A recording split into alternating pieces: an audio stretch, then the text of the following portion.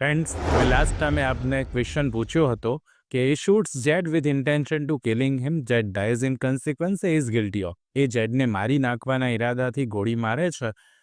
હવે પરિણામે જેડ મૃત્યુ પામે છે, તો એ કયા ગુના માટે દોષિત ગણાશે? હત્યા એટલે કે ખૂન, મર્ડર, કલ્પેબલ હોમિસાઇડ ગુનેગાર જે આપણે કહીએ સાપરાધ, મનુષ્યવધ, બોથ એ એન્ડ બી કે ઉપરોક્તમાંથી કોઈ નહીં. તો ફ્રેન્ડ્સ, આપ સૌને આ ક્વેશ્ચનનો આન્સર કોમેન્ટમાં જવાબ આપવાનો હતો ને આપ સૌએ લગભગ સાચા જવાબ આપ્યા છે. ક્વેશ્ચન નંબર 10માં કરેક્ટ આન્સર બનશે એ. આ ખૂન કહેવાય, હત્યા કહેવાય. એ વિલ બી કરેક્ટ આન્સર ને આપમાંથી લગભગ દરેક સ્ટુડન્ટે સાચો જવાબ અહીંયા આપી દીધો છે. તો ફ્રેન્ડ્સ, આજે આપણે ફરી એકવાર મળ્યા છીએ અને વાત કરવાના છે ભારતીય ન્યાય સંહિતા 2023ના મોસ્ટ ઇમ્પોર્ટન્ટ MCQs જે આવનારી ઓલ ઇન્ડિયા બાર એક્ઝામિનેશન માટે આપના માટે બહુ જ અગત્યના સાબિત થાય તેવા છે. તો આજે પણ આપણે બહુ જ અગત્યના MCQsની ચર્ચા કરીશું. આ વિડીયોને એન્ડ સુધી જોજો જેથી આપ સમજી શકો કે કયા પ્રકારના MCQs બની શકે એમ છે ભારતીય ન્યાય સંહિતામાંથી.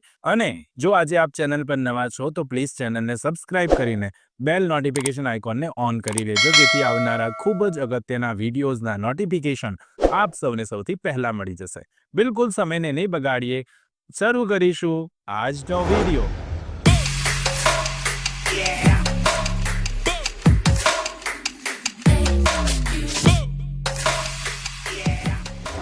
પ્રશ્ન નંબર 11 છે, culpable homicide is not amount if murder if done under.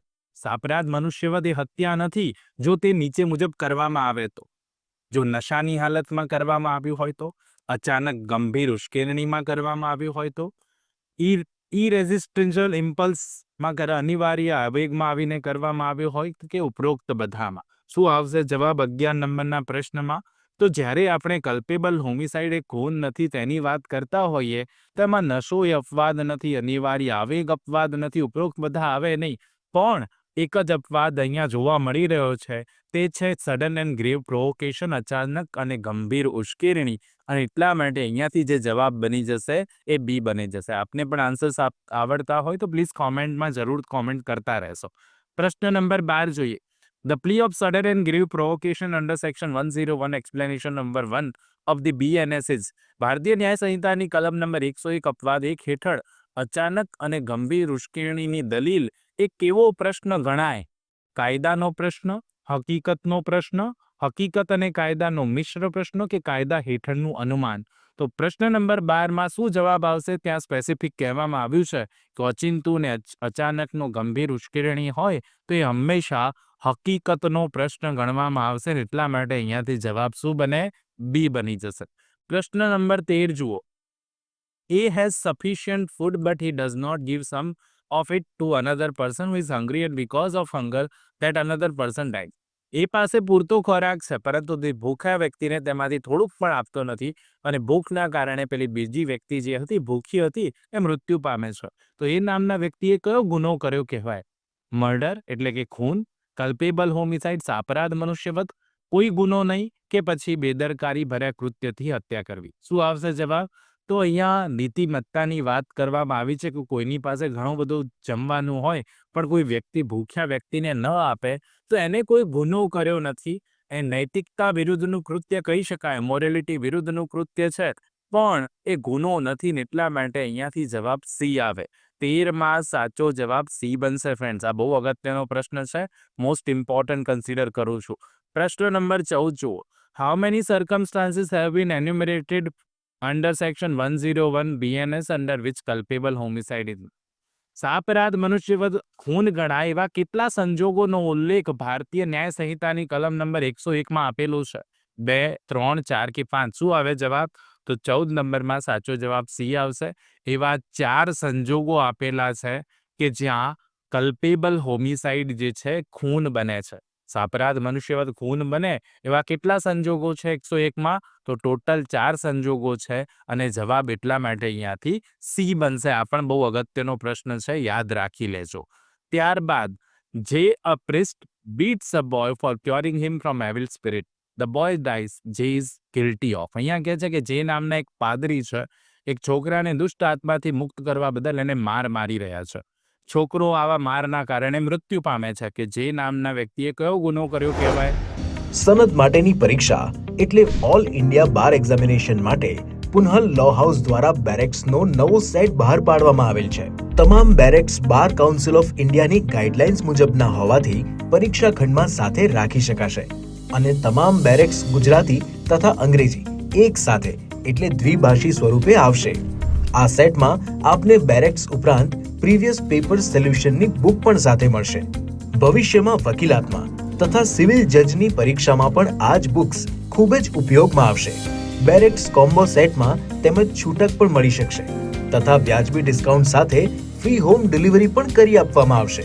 વધુ માહિતી કે ઓર્ડર કરવા માટે સંપર્ક કરો પુનઃ લો હાઉસ 9825986757 www.punhalawhouse.com. તો કહે છે કોઈ પણ ગુના માટે જે જવાબદાર નથી, ગુનેગાર જે છે જે નામની વ્યક્તિ સાપરાધ મનુષ્યવધ માટે જવાબદાર છે, સદભાવનાના કારણે બચાવવા માટે હકદાર છે કે હત્યાના પ્રયાસ માટે જવાબદાર છે. તો 15 નંબરના પ્રશ્નમાં સાચો જવાબ બનશે he is liable for what? He is liable for culpable homicide. એનો ઈરાદો નહોતો એટલા માટે આ કલ્પેબલ હોમિસાઇડ છે. જો ઈરાદો આવી ગયો તો આ હત્યા પણ બની જતી અને એટલે અહીંયા જવાબ બી બનશે. ઓકે, આ કલ્પેબલ હોમિસાઇડ બની જશે. પ્રશ્ન નંબર 16 જુઓ. કલ્પેબલ હોમિસાઇડનો શું મિનિંગ થાય છે? અટેમ્પ્ટ ટુ કોઝ ડેથ, મૃત્યુનો પ્રયાસ કરવો. કોઝિંગ ડેથ ઇન્ટેન્શનલી, ઈરાદાપૂર્વક મૃત્યુ નિપજાવવો. કોઝિંગ ગ્રીવિયસ ઇન્જરી, ગંભીર ઈજા પહોંચાડવી. કે causing injury which is likely two cause death, એવી ઈજા પહોંચાડવી કે જેનાથી મૃત્યુ થવાની શક્યતા હોય. તો 16 નંબરના પ્રશ્નમાં સાચો જવાબ બી બને, કોઝિંગ ડેથ ઇન્ટેન્શનલી. ઈરાદાપૂર્વક જો કોઈનું મૃત્યુ નિપજાવવામાં આવ્યું હોય તો એને ધેટ ઇઝ કલ્પેબલ હોમિસાઇડ, એ સાપરાધ મનુષ્યવધ છે. એટલા માટે અહીંયાથી જવાબ બી બની જશે. પ્રશ્ન નંબર 17 જુઓ.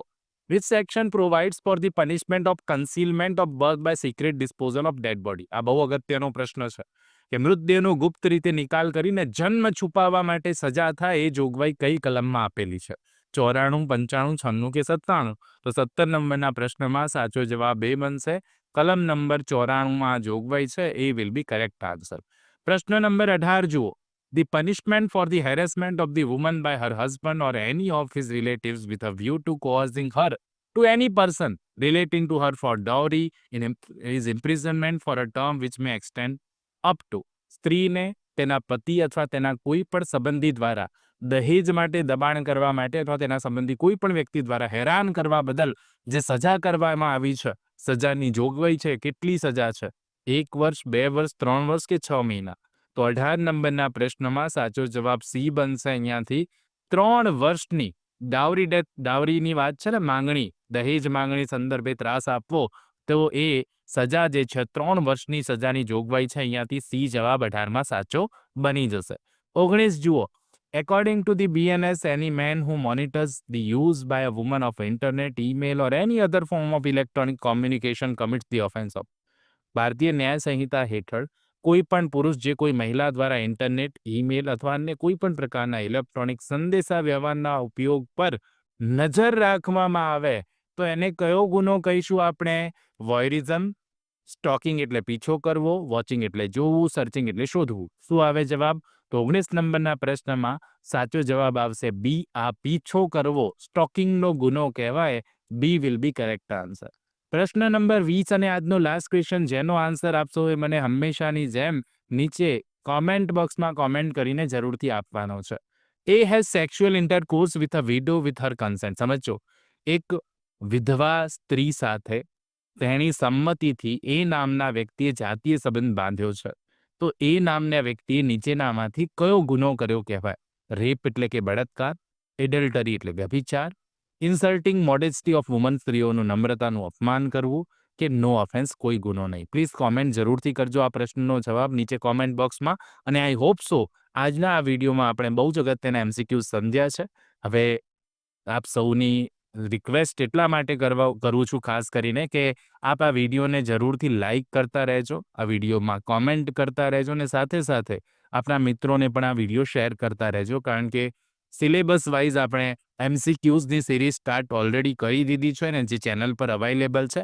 આ એનો જ એક ભાગ આવી રહ્યો છે. એમ દરેક સબ્જેક્ટમાંથી MCQs આપણે લેવાના છીએ. બસ શરત એટલી છે કે આપે આ વિડીયોને લાઇક કરવાનો છે. ચેનલ પર નવા છો તો સબસ્ક્રાઇબ કરીને બેલ નોટિફિકેશન આઇકોનને ઓન કરી લેજો અને આપના મિત્રોને પણ આ વિડીયો જરૂરથી શેર કરી દેજો.